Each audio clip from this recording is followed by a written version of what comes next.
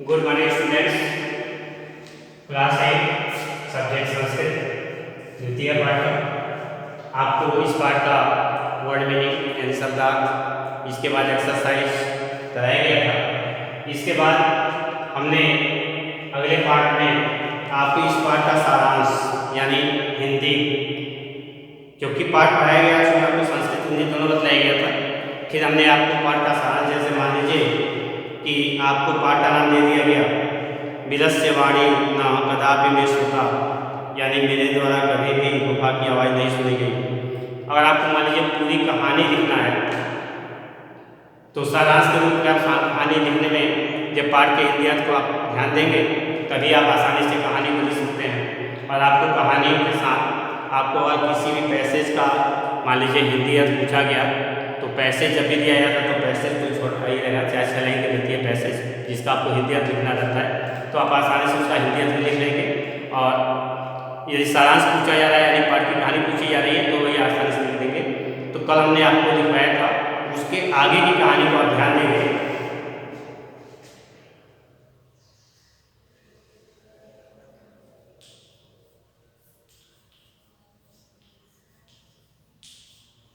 यह सुनकर शेर ने सोचा, शेर ने सोचा, निश्चित रूप से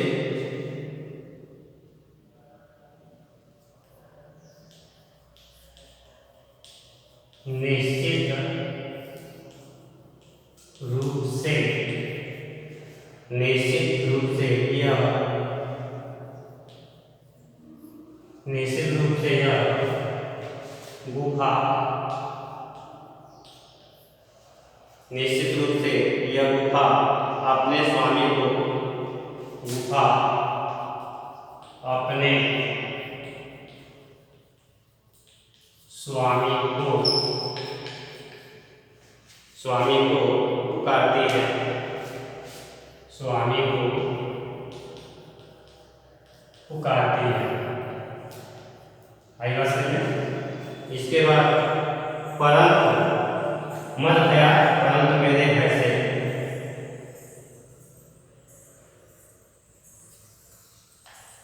परंतु मेरे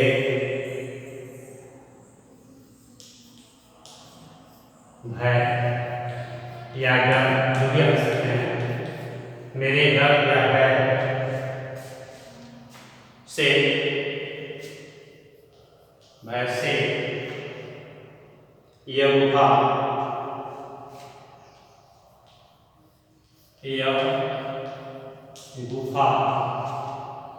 आज कुछ नहीं बोलती है, गुफा आज कुछ नहीं बोलती है।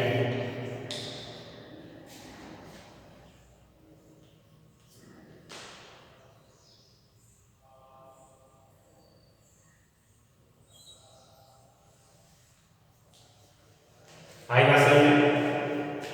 क्योंकि आपको कहानी मालूम ही है कि वह गिदड़ यानी जो सियार था वह दूर से ही आवाज़ करना आरम्भ किया कि हे गुफा, हे गुफा, याद नहीं है मेरे द्वारा तुम्हारे साथ शर्त रखी है, जब मैं बाहर से वापस आऊँगा तो तुम मुझे पुकारो। यदि तुम मान ना आए, यदि तुम मुझे नहीं पुकारोगे तो मैं दूसरी गुफा में चला जाऊँगा। यहाँ तक आपको लिखवाया गया। उसके बाद आज के पाठ जो स्टार्ट हुए हैं आपको ध्यान हुआ, अथवा साधु उच्चते, यह उचित कहा गया है, यह उचित कहा गया है, यह उचित कहा गया है। अब इसके बाद देखिए श्लोक है, श्लोक का ध्यान दीजिए आप। डरे हुए मन वाले, डरे हुए मन वाले, डरे हुए मन वाले लोगों की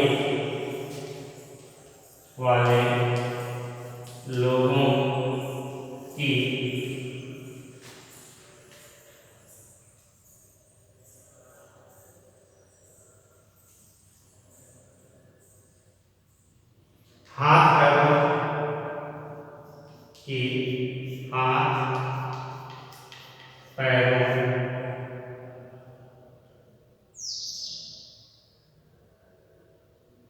आदि से हाथ पैरों आदि से संबंधित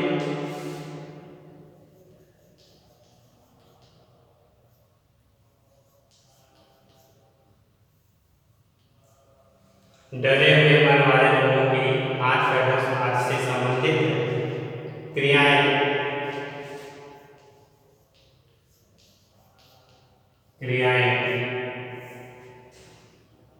काम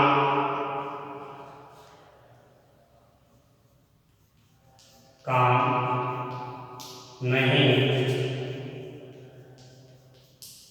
करती हैं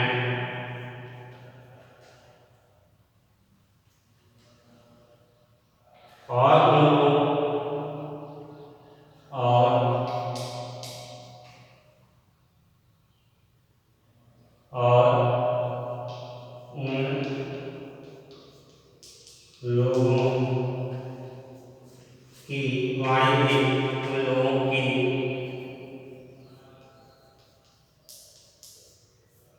उन लोगों की वाणी भी उन लोगों की वाणी भी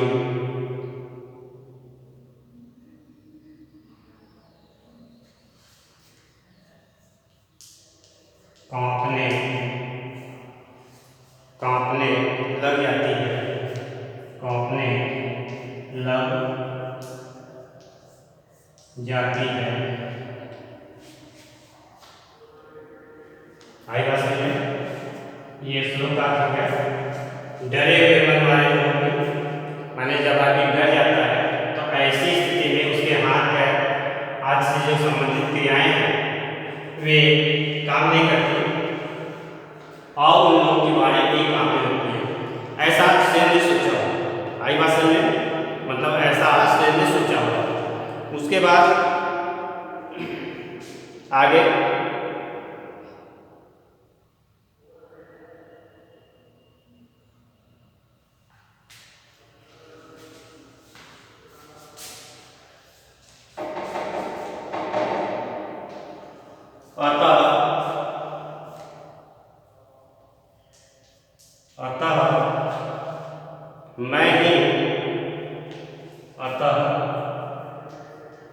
मैं ही इस श्रृंगार या गिदड़, जो भी आप कहना सकते हैं, इस श्रृंगार या गिदड़ को पुकारता हूँ।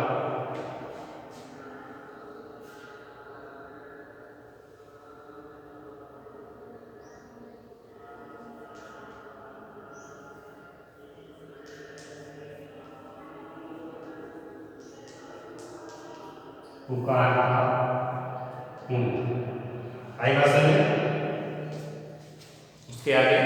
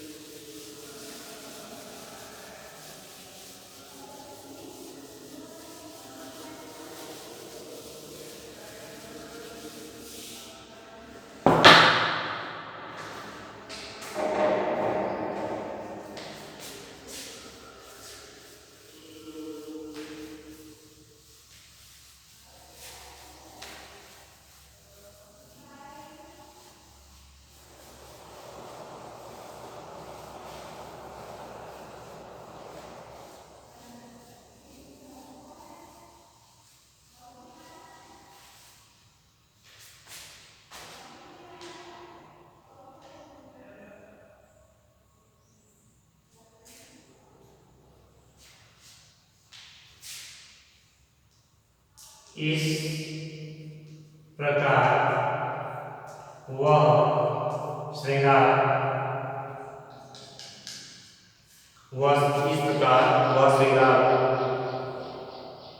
गुफा में प्रवेश करके में प्रवेश करके गुफा में प्रवेश करके मेरा भोजन बनेगा। प्रवेश करके मेरा भोजन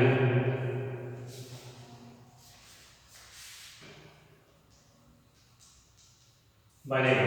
मतलब समझ आ गया होगा।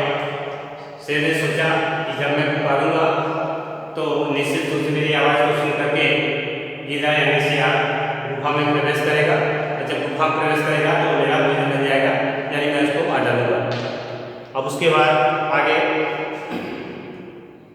इस प्रकार विचार करके इस प्रकार विचार करके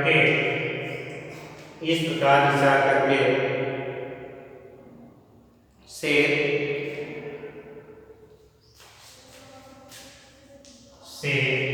माने इस प्रकार विचार करके शेर अचानक सहसा है, सहसा माने अचानक होता है। शेर अचानक शेरा को या गिरह चल देते हैं, गिरह को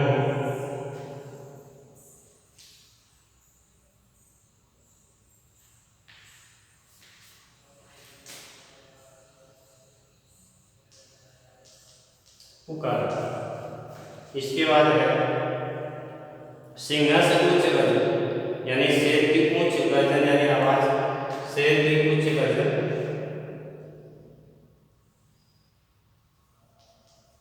शेर की उच्च गर्जन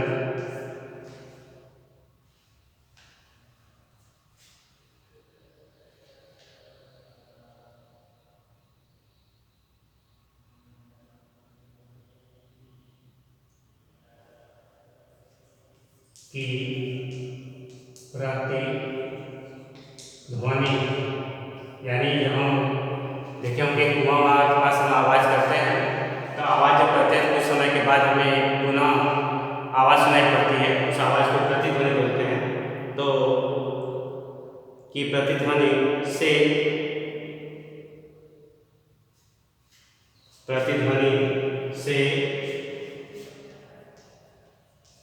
वह गुफा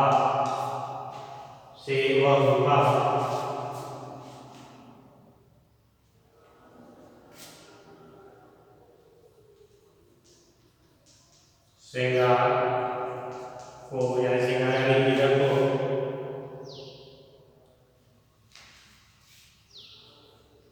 पुकारा, यानी गुफा में से प्रतिध्वनि सुनाई पड़ी तो उस पर प्रतिध्वनि कर रहा है।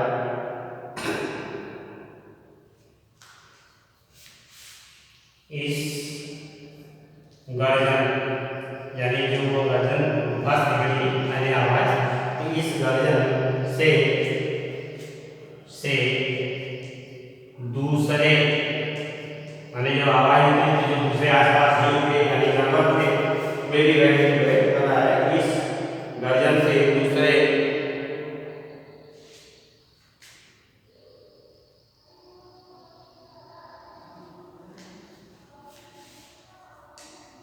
पशु, पशुआ है, पशुआ माने पशु होता है, पशु भी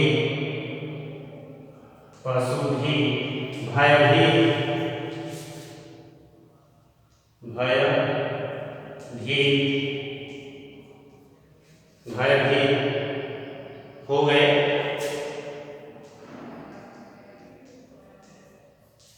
कई बात समझे श्रृंगारो अपनी तथा तुरंत पलायमानो पटक माने गीदड़ भी क्या श्रृंगार भी, चलिए श्रृंगार भी वहां से दूर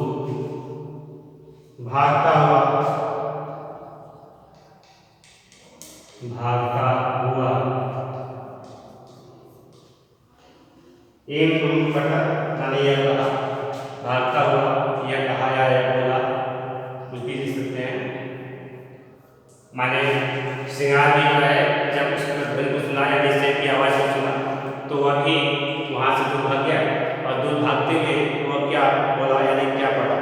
तो इसके बाद देखिए श्लोक है, तो इस श्लोक के अर्थ को ध्यान दीजिए, मैं इसको बोल रहा हूँ। जो आने वाले संकट को,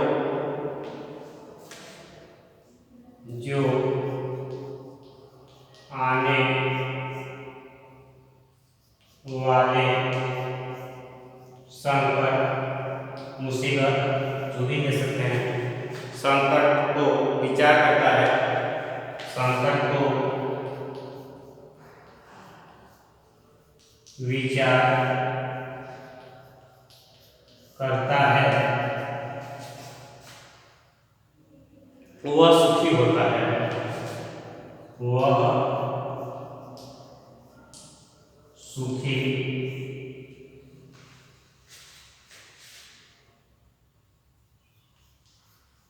होता है। आई बात समझ। और जो आने वाले संकट या दुख का समाधान, जो आने वाले, जो आने वाले, जो आने वाले दुख का, दुख का समाधान, दुख का समाधान नहीं करता है या समाधान नहीं करता है, वह दुखी होता है, वह दुखी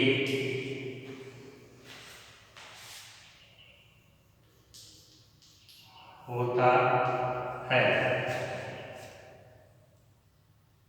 यहाँ इस वन में, यहाँ इस वन में या जंगल में,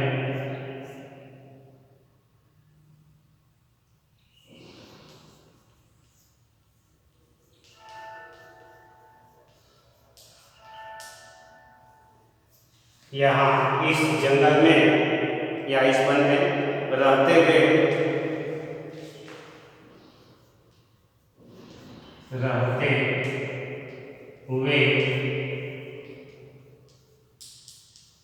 बुढ़ापा, रहते हुए बुढ़ापा आ गया,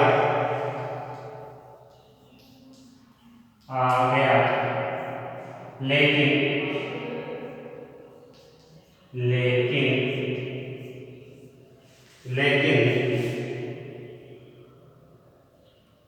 गुफा की आवाज, लेकिन गुफा की आवाज।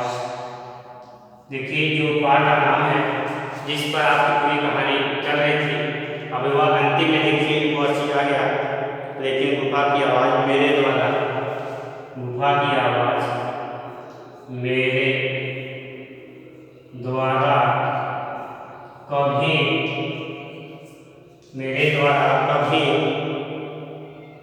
नहीं सुनी गई, कभी नहीं सुनी गई। आई बात समझ में? तो इस तरह से आपका एक पूरे पाठ का एक तरह से हिंदी अर्थ हो गया, जो हमने सारांश के रूप में आपको बता दिया। और आप एक कहानी जैसा आसानी से एक बार जब आप पढ़ेंगे तो आपको समझ में आएगा। आपको सारांश करते समय भी से कुछ शब्द छूट भी आते हैं वाक्य, तो उसमें कोई अंतर नहीं था, क्योंकि सारांश का मतलब आपको छोटे से छोटे मिलता है। लेकिन मैं पूरे पाठ का हिंदी अर्थ की तरह से, जैसे कि आपको किसी भी स्थान से पैसेज दिया जाए तो उस पैसेज का आप हिंदी अर्थ ही समझ सकें, इसलिए हमने आपको पूरे पाठ की कहानी यानी सारांश बता दिया। और आपकी इसके एक्सरसाइज सब हो चुके हैं, सप्ताह की समाप्त हो चुका है। इस तरह से आपका ये सेकेंड पार्ट यानी द्वितीय पार्ट आज पूरा हो गया। और हमें उम्मीद है कि आप काफ़ी अवश्य बनाए होंगे, और यह बार बार बोला जा रहा है कि आप नोट अवश्य बनाएं, और नोट पर जो भी एक्सरसाइज या अन्य चीज़ें दिखाई जा रही है मान लीजिए वीडियो आपके पास जा रहा है, वीडियो आप देख रहे हैं तो देखने के बाद उसका कोई मतलब नहीं निकलेगा जब तक आप नोटबुक बना करके उसको आप एक तरह से लिखेंगे नहीं। जब लिखेंगे तभी आप एक्सरसाइज को अच्छी तरह से समझ पाएंगे और आने वाले समय में यानी चाहे वो टेस्ट हो या एग्जाम हो तो उसमें आप आसानी से लिख सकते हैं और एक अच्छी सफलता प्राप्त कर सकते हैं। Thank you.